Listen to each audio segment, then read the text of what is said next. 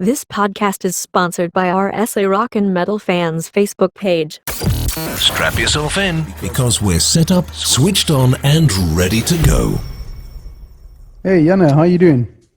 Hey, I'm fine. Thanks. You? Cool, man. I'm all good, man. Okay, so how do you pronounce your name first off? My real name or the artist name? It all depends on how you want to be interviewed in this podcast, man. Well, in this case, I would like to be Janne. Yandromeda. Okay, cool. Right, okay. Is anybody else going to be joining us today? No, this is just me. Okay, cool. Rad. Yandromeda. Welcome to Talk to Trev, man. How you doing? Thank you, and thank you for having me. I'm doing fine. Cool, man. How's life in Helsinki doing? Well, at the moment, it's pretty cold and wet and dark, but otherwise, considering the situation we are in the world, it's livable. Absolutely, man. So, I mean, one of the questions that I have is, now Warren at Plug Music Agency here in South Africa said, okay, so you're going to come and chat to me and everything like that. So I said, okay, great. Send over the bio and everything like that. And I've seen the various names that you guys have gone through, performance stage names. Why is that? What is that? Is that like to grow with the different EPs that are coming out and the different music? Well, the history with the stage names is basically that they are a bit more interesting than our real names, and it would be quite boring to say that Janne or Ville or Tero plays in the band, because we consider ourselves as artists, so we took the freedom to create names that will separate our stage and band presence from the dads and five workers that we actually are. No, it's I guess that's artistry, doesn't it? It gives you some sort of room for expressing yourself whichever way that you feel, and that's great, man. That's awesome. Yeah, and we always take, when we hit the stage, we take some sort of role, and Right. when we put on the vest, when we take the instruments, when I put on my playing cap, it's always some sort of transformation from the normal guy to the cult leader. the cult leader, indeed, because the latest I was going to say, oh man, you know what? I've actually just forgotten the latest EP. What is that called again? It's called Black Hole Mass. Black Hole Mass. That's it, man. I did have it written down. Damn it, I just couldn't see it because I'm part blind. Okay, Black Hole Mass. Okay, so that's the latest EP. When I listened to it today, I was like, okay. I didn't read the bio. I didn't read anything about the history or what the EP was all about. So I came up with some of my notes, and you can elaborate all you want. Okay, so first track that I heard was Gravity Sacrifice.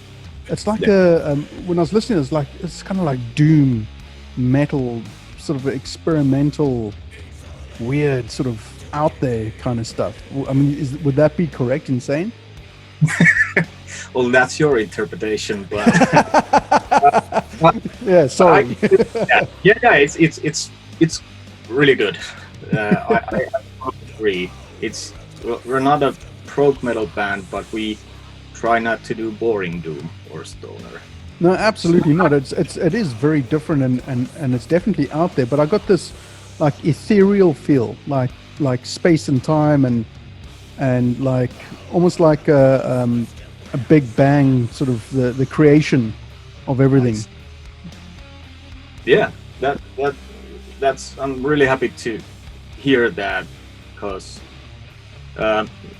space and cosmos and that sort of theme, of course, they inspire the whole stoner genre in a way, but we have that, you know, concept as our guidance for lyrics and the mood for the music. So I'm really it's happy it comes through. yeah. Look, it is very.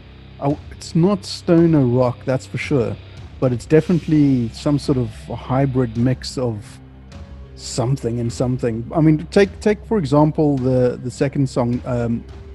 It's Plasma Psalm. Yeah. That's like, it starts out so metal, but then it's got like this weird, like journey kind of feel to it, which is so weird, but it's really metal. You know, so it's not stoner rock really. It's just like a real hybrid. Yeah, and that's probably the most metal song we've done so far. And that's all thanks to Teroid, our new commander of 6 strings. The commander of 6 strings. Yeah, I got to get used to these stage names, man. I'll tell you. Yeah, and then there's also, of course, Christos, our drummer. So yeah, and then obviously the EP finishes off with Radiation Blessing, and that bass, dude, your bass is that was just so fat and beautiful sounding. What goes into the thought process of creating that kind of sound? Well, we owe everything to Ode, our friend, who records our albums these days and also does all the mixing. Right. Of course, we have mastering done too, but he's a wizard when it comes to creating that sort of fat sound. And we recorded all sorts of, you know, lines clean and fuzzy and mixture and all that stuff, and somehow he managed to put them all together to make it sound like that. And I'm also really happy for that sound. How do you do that live? Let's see, we haven't played that even. Which is going to be my next question. What are the plans for 2021? Do you have any gigs lined up, or and the lockdown and everything like that? Well, so far we have 2 gigs, but the other is already cancelled.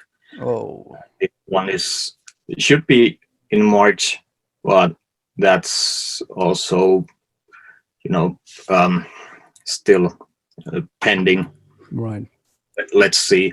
Otherwise, we're not that optimistic that we're gonna get to play a lot, because the lines to the venues are so freaking long. And there are still restrictions. So we'll just concentrate on writing the album material. Right. So this EP, is this going to be a foresight to what's going to be the album, or is this part of the album? That's just a foresight. Right. Of things that will come. And we were actually playing yesterday, finishing a couple of motifs, and I'm pretty sure that the songs that will be on the album are going to be even better than on the EP. So, great. Has the recording process actually started? Oh, not yet. Okay. We're in writing process still. Okay. So where do you get your inspiration from then to write this this sort of ethereal type of doom metal rock? Well, we are happy to have Teroid in our band because he's a real riff wizard. And he's been writing a lot of the new stuff. Okay. Previously, me and Big Dog, our previous guitarist, wrote a lot of stuff together, or the riffs, and then we compiled them at the rehearsal room. But now we have given free hands to Teroid, and he can just send like a WhatsApp message that, guess what, guys, I just wrote a song. And That's nice to have, isn't it? Yeah, he's a gem. He's and like I've known him, or I've known the bands that he's been for years, and always liked the way he writes the riffs and uses the effect pedals and all that stuff. So what is it? What is it about the science and nature aspect to the EP? Well, since I'm the main lyric writer in the band, my interests have guided our, the whole concept towards the Astral Death Cult theme and concept, because I'm not interested in writing about Satans or witches or goblins or stuff like that. Yeah. I find inspiration and emotion from the vastness and all the phenomena of space and cosmos. Even though I don't understand half of it, I still like to read it and combine that stuff to the atheistic philosophy. Yeah. I also have. Is it a normal thing for bands that are north of the rest of the world, like in Finland and Sweden and so on, that they believe more in a non-single entity and a whole bunch of entities rather that sort of like guide the universe? Well, because there's so many bands that do this sort of thing, not like you guys, but like we look at bands like Nightwish, and then we look at like some of the other bands that I've spoken to in Finland and Sweden, and they're all sort of like very similar in their thinking towards that sort of side of music. Well, yeah, I think that in Finland and other Nordic countries, we have our roots in forest and in nature. So, and our original religions are monotheistic, polytheistic religions. So that sort of background and history probably has some sort of effect to how we see things even today. Yeah. And I think it's the right way to see things either. I mean, my heritage is Viking, so I mean that can be traced, but it seems ludicrous to me, at least, to think of one entity that everybody should praise. That's just seems a bit sort of bizarre. But let's not get into religion. That's a whole new fucking dangerous ground, that, man. Yeah, this could be a different podcast altogether. Exactly. Okay, so let's talk back about Black Hole Mass and the band Duh. Okay, people, it's pronounced Duh. Is that right? You pronounce it right. Oh, good, fantastic, Duh. Okay, which means in English die. It's kind of interesting that you've chosen that name. Why that name? Well, yeah, it just came out of the blue during one rehearsals, like, I don't know, 10 years ago almost, I guess. And we were playing and just thinking what could be the name, and I just started to say the word "duh" in the microphone, and that sounded funny. And then we drew the logo on one of the posters on the wall, and that's it. We fell in love with the form, and that's stuck. It's kind of like almost like a contradiction, though, isn't it? Yeah, it's which is great. Makes people think.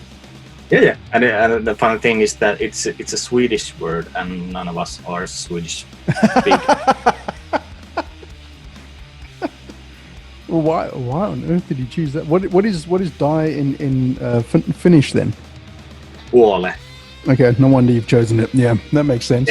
It doesn't sound that effective. No? It doesn't sound that heavy. It doesn't sound. Yeah. Doesn't. Yeah.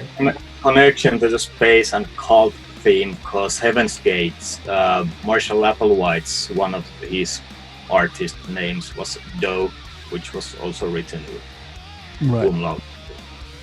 Right. That, Okay, cool. that later. Very interesting. I think it's surely simple enough to recognize, which is important for branding, and it's also easy to say. So I mean, you're too up on a lot of people right now. Yeah, but it's pain in the ass to Google. Yes, it is. It's not easy to get those two little dots above the O. That is. I did find that out. Yeah, that's not easy. It's not a distinctive word in a way that it's pretty hard to find from Spotify if you don't add the album. Ah, yes. You see now, that's interesting. Yeah, and that's why we've been using the Astral Death Cult tag. Okay. Right. Well, that certainly is rather interesting. Okay, so people look for Astral Death Cult, or look for the Black Hole Mass EP by Durr. You can't go wrong. You'll be pleasantly surprised. So if we had to package up Durr into a genre, what would we call it? I would say Cosmic Doom. Cosmic Doom. Oh, okay. You mentioned a little bit earlier, about 10 years ago, this all sort of like kicked off. How did that all come to be? Well, actually, it started already in 2007 or 8. Wow. Okay. When one of my friend asked if we'd like to form up a band, and we did. But back then we had a separate vocalist, and the style was more of a desert stoner type of thing. Right. And then we played for a few years only at the rehearsal room, and then we recorded the first EP. And by then, the original vocalist and the guy behind the whole idea was already moved to England. So, we've been formed, or just been, alive for 14 years, Wow. 13. Jeez. In some, yeah. Wow. But I'm only, original member at the moment. Okay. It's difficult to start up a band and then you play just together just for a couple of years and then band members go and another one comes. Is it difficult to get that dynamic right with new band members as to what your level of thinking, what the music should be? For us, it has been insanely easy. Okay. Because when Juha, the vocalist, left, I started to sing, if you can call it that.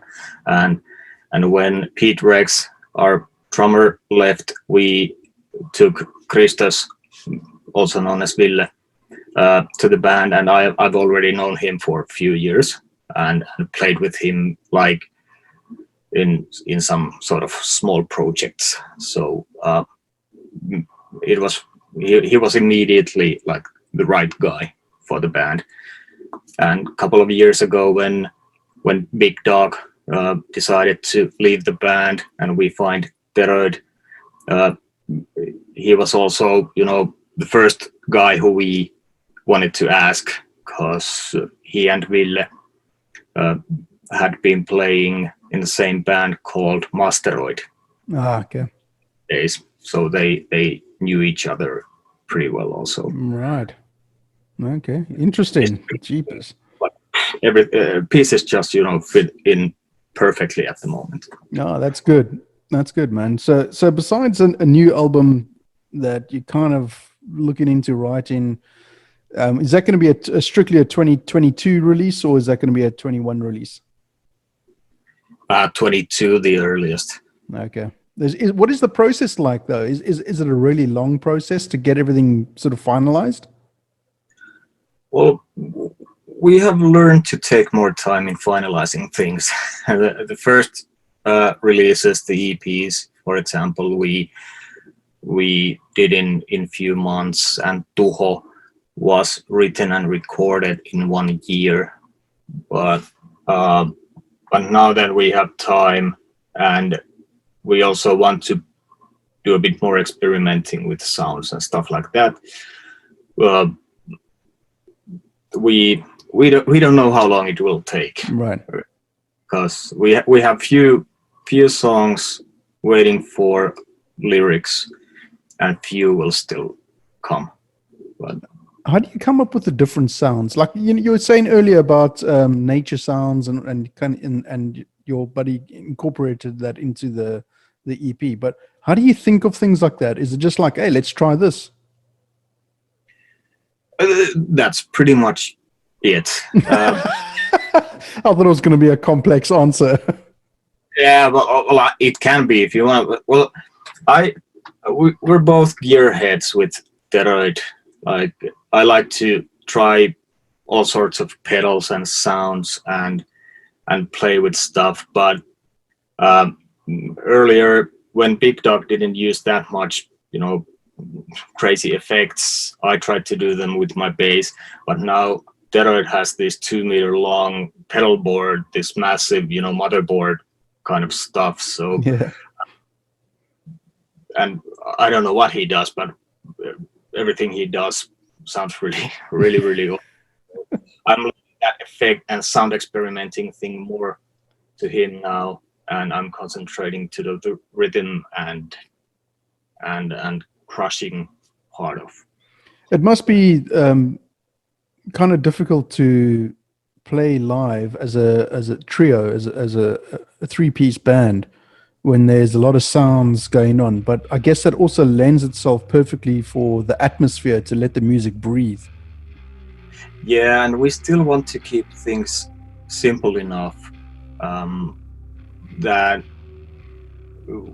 earlier we had this philosophy that we don't do anything that on the record that we couldn't do live. And I don't know if we're gonna stick to that. I don't see any reason, because the whole space theme and that concept gives us the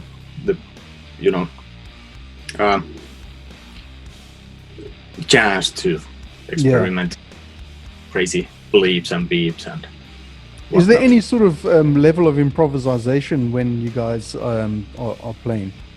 Obviously it's been pretty difficult this year to play live, but in previous years, was there any sort of like almost like free form playing? You just come up with stuff on the spot? Well, it depends the atmosphere of the gig, but yeah, definitely we've been improvising stuff. Playing with Christos is interesting because you never know what's gonna happen at the end of the gig, because he might like start playing something totally different rhythm or things like that, and you just have to follow, and then there's someone playing solo, and or some parts of the songs are stretched a bit. That's all. But I hope we'll get more of that will write that sort of songs for the album, for example, that'll allow us to improvise a bit more, because we love the 70s 60s music also, and we want that sort of old school feel. Okay, so I mean that brings me straight into my next question, is your influences. When did you hear something and go, I want to be a musician? Well, personally, and I'm pretty sure I talk also on behalf of Deroid, that it was Kiss. Wow. In the 80s for me, and I think it was Wasp for Christos. Okay. Yeah, Wasp, you can't go wrong with a bit of Blackie Lawless, that's for sure. Yeah, that we are also Deroid is a few years older than us, but we are all kids of the 80s. Right, okay. Well, you're speaking to one as well, man. I'm glad to hear that. So you guys aren't signed to any sort of major label, are you? You're very much independent. Well, yeah, we hope we are still in Labor Recordings roster. But we we didn't ask Desiree to release the Black Hole Mask because that was sort of like intermediate type of release. Right. Yeah, But it's interesting that you've taken an EP that could be classed or counted towards your. I guess I mean I don't know how the contracts are written up these days. Sometimes when you sign up with the label or whatever, you've got to say they say to you got to do 6 albums and 2 EPs and 5 singles or fucking whatever the hell that they do these days. I mean, is it still like that these days? we don't know because we haven't had experience of that kind of labels. Right. Okay. So we're talking big labels. Those are the big boys. Yeah, I don't know if we're ever gonna make that big, but we are really, really happy to have labor recordings as our, support. Right. I mean, what is the end goal here then? Is it to be playing at festivals? I mean, what is the scene like in Helsinki? Are there lots of venues to play in? Not anymore. Well, there are few venues, and there are dozens of great stoner, doom, death type of bands in Finland, and in some cities the scene is more lively than in others. Right. But people, well, I don't know how it'll be after the lockdown and pandemic. That will people be more active to participate the gigs, for example? Because I think personally my viewpoint on it all, and I've spoken to a fair few bands, is that I think there's going to be like you were saying earlier, there's a long line of bands waiting to play at whatever venue they can get into. But what that basically means is for the audience member, that means a lot of gigs, and I think people are going to be hungry to see bands. Yeah, I'm pretty sure. That must be difficult then, where you are then, to get into a venue, if there's such a long line of bands waiting to play. Yeah, and there's like a year worth of postponed gigs already. So, ouch. All the gigs from starting last March have been postponed, pretty much. So, but I'm confident that we're gonna get some gigs. We have Ninnu helping us in booking here in Finland, and we really also want to go to Europe, and then we'll use a booking agent and help from other bands. Yeah. And you got to come to South Africa as well. Well, definitely. At some point, that'll be absolutely so cool. That'll be a mindfuck. Come in our summertime, man. Get away from your winter. Do a couple of weeks there in summertime. Perfect. Yeah. When can we come? They actually. Yeah, they took down the restrictions already between Finland and South Africa. Oh, are they? Okay. Well, that's good to know. I wish they'd take down the restrictions for us to buy alcohol. That'd be great. Shucks. Yeah, exactly. We can't even buy fucking beer, man. I'll tell you, I'm fucking dying here. It's terrible. I guess you don't have that problem. Oh, not yet, at least. Not yet, at least. Okay, cool, man. So, what is your rig rundown? At the moment, it's Orange OB 500 to acoustic 4x12 cabinet and one nice. P18 cabinet. So very cool. And bass guitar? Well, I had a couple, but my favorite is my 75 Reaper. Ooh, Reaper! Wow, dude, that sounds vicious. Yeah.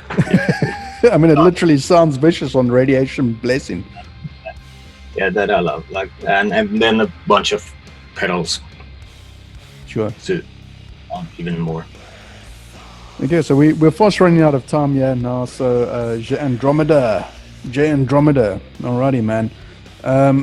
What is the? Can you, when you were touring or playing gigs, what was the biggest gig that you played at? That has to be Soul Crusher Festival in Nijmegen, Netherlands. Ooh, how many people do you play to? I think it was like 300 to 400 people venue. Nice. Big for us, but it was the smallest stage, I guess, on the festival. But Sure. it was awesome. It was full. We heard from the people that they tried to get in, but they couldn't during the gig. Okay, so you had a sold out gig. That's the best way to spin it, man. Pretty much, but that's the probably the awesomest. Okay, so Andromeda, J Andromeda, or J and what is it? J Andromeda. Andromeda. J Andromeda. Okay, cool, man. So we run out of time now. I just want to take the time to thank Warren from Plug Music Agency for putting us in touch, man. It's been great to chat to you. And when Dur's album is ready for release in 2022, or you want to have a chat with me again anytime, you know how to get in touch with me through Warren. And for anybody that's listening, Black Hole Mass by Dur is now out on Spotify and Apple iTunes and wherever else. Everything will be in the link in the description below, so you can go like, love, share, and do what you need to do, and go give it a listen. It is very different. It is very awesome. It's very ethereal. It's very metal. It's very gothic. It's very everything. So go give it a listen. Black Hole Mass out now. The EP by the band. So J Andromeda, thank you so much, man. I wish you all the best. And with all your gigs, if I hope nothing else will get cancelled, and you find plenty more venues to play at. And let's definitely do this again when you've got some new stuff to talk about. Thank you. It's been a pleasure. Stay safe. Stay Absolutely. You too. Keep well. Yes.